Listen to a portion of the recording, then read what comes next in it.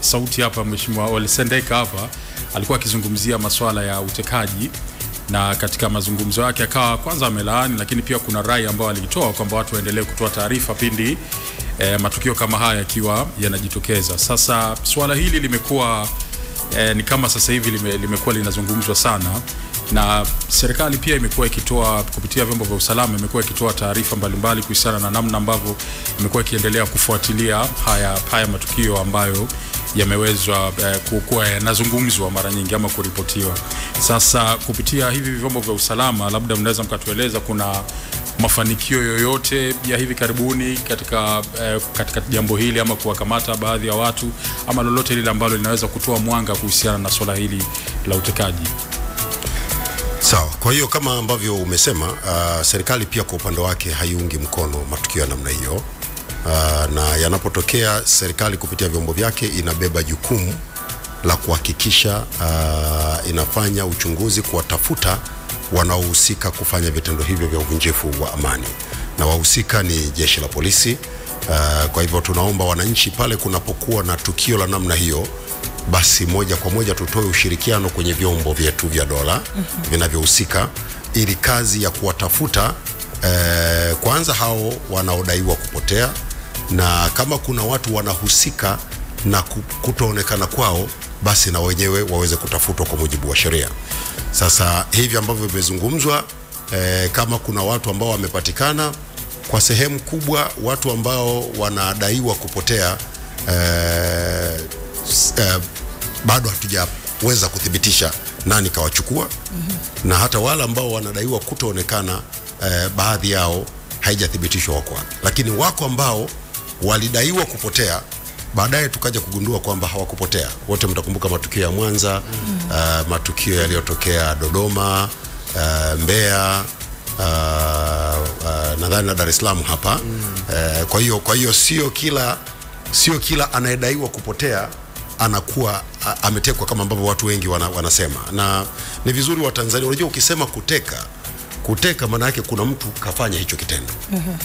Si ndio hivyo? Kaenda kuteka. Kwa ni lazima kuwe na uthibitisho. Na pale inapotokea kwamba kuna madai ya namna hiyo na mtu anao ushahidi, ni vizuri akautoa ushahidi.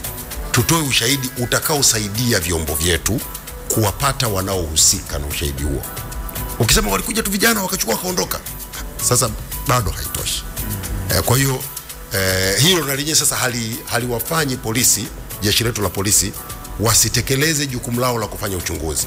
Wanafanya uchunguzi, lakini watakuja kutupa taarifa pale ambapo wanakuwa wamefanikiwa. Wasipofanikiwa watatuambia bado uchunguzi unaendelea, kwa sababu wao ndio chombo tunaowategemea. Inabidi tusubiri.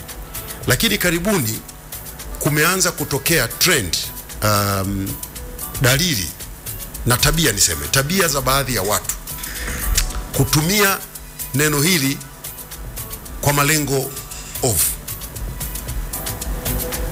na kutaka kupaka matope serikali na vyombo vyetu. Mimi ninachowaomba Watanzania, kukitokea matukio kama haya, kwanza tuvijulishe vyombo vyetu vya ulinzi na usalama. Tanzania hatujafika mahali kwamba tunaweza tukasema vyombo vyetu haviaminiki. Ndugu yangu Jabir, leo umetoka nyumbani kwako umekuja hapa, si kuna watu hawajalala wanahakikisha pako salama? Nyumbani kwako ulipolala, njiani ulikotembea, mpaka umefika hapa ofisini unafanya kazi zako. Sisi wakati wote tunapata muda wa kufanya kazi zetu, kwa sababu kuna watu hawalali wanahakikisha nyumba zetu, miji yetu, maeneo yetu ya kazi yapo salama. Kwa hiyo ni lazima tuwaamini. Kwa hiyo nenda katoe taarifa kwenye vyombo vyetu vya ulinzi na usalama. Vyombo vya ulinzi na usalama ndivyo vyenye jukumu, vitachukua hatua ya kufanyia kazi madai ama taarifa ambavyo vimepata. Lakini tusipofanya hivyo, inakuwa sasa ni kusema tu maneno. Na kuna jambo moja, sasa hivi unajua tuko kwenye uchaguzi. Kwenye uchaguzi mambo yako mengi sana. Huyu anasema hili, huyu anasema, kila mtu na lengo lake, na wenye nia ovu wamo humo ndani. Kwa kuna watu wanataka kutumia kipindi kama hiki kutaka kuwatia hofu wananchi. Matukio ya watu kutoonekana hayakuanza leo, yameanza miaka mingi. Na vyombo huchukua hatua ya kutafuta waliohusika. Wako wanaopatikana, wako ambao watuhumiwa waliohusika wanapatikana. Mliona wale waliokutwa kwenye video pale Kimara nadhani Kimara ama Kibaha. Wale walikuwa wanamuingiza yule kijana kwenye noa. Ni Kibaha. Tukaaminishwa wametekwa aswi na nini. Baadaye kama tufaini walikuwa wanadaiana. Labda na wale wahusika walikamatwa.